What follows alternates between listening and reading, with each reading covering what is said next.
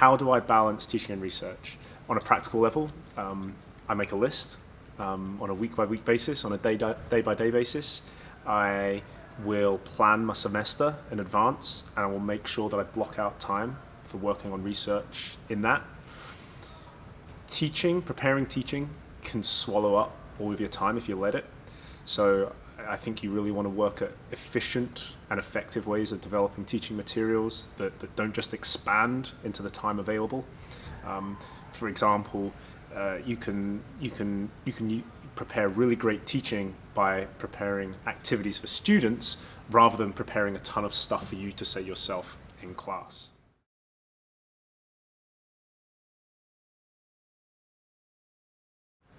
All students learn differently and get engaged by slightly different techniques and approaches. So I think you want to do more than one thing to appeal to as broad of an audience as you can. Examples of techniques that I've used before a class: I won't give a paper that students are asked to read. I'll give them a task, and I might suggest one or two papers that might help them with that task. And students seem to report that that is a much more proactive way of preparing for the session than just simply some reading.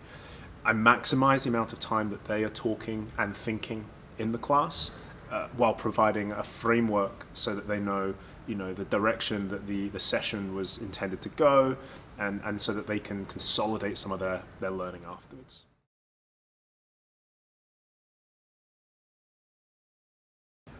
I supervise students across the learning spectrum. So students are first asked to do their own research projects as third years.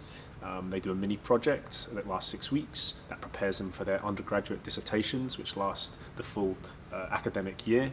And then we have master's student supervision, which is again a larger, more in-depth, more independent project. And finally, I supervise PhD students. How did I get into it? Well, it was my job when I arrived. It was daunting. It did feel probably more than anything like being thrown in the deep end, just because I hadn't done it before. In terms of supervision, it's challenging because different students need different support and different levels of support.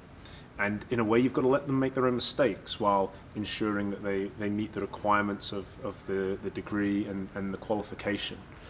My advice would be to give them frameworks. So give them a framework for the end product, the dissertation write-up. Give them a framework for coming up with a research question and a research design, but allow them and challenge them to be creative so that they stimulate their own thinking and their own solution generation as early as possible. I think most students, and I have been guilty of forgetting this, and maybe other supervisors could relate to this, have never written a journal article before. So that can be a very daunting thing to see on the assignment specification. So we talk about the 4 classics: introduction, methods, results, and discussion.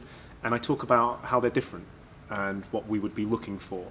Funneling in an introduction to a research question, going to previously published papers and seeing what appears in a methods section.